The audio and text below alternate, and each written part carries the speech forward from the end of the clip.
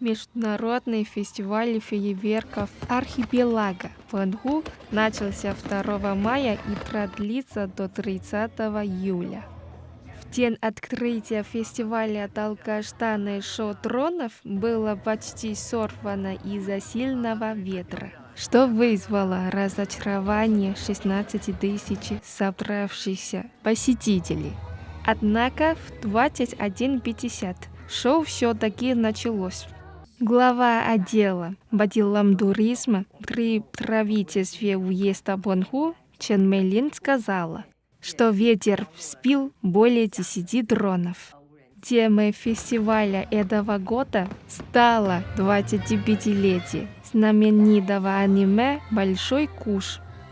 13-минутное шоу дронов продемонстрировало в небе над архипелагом Пхангу известных персонажей аниме «Большой куш».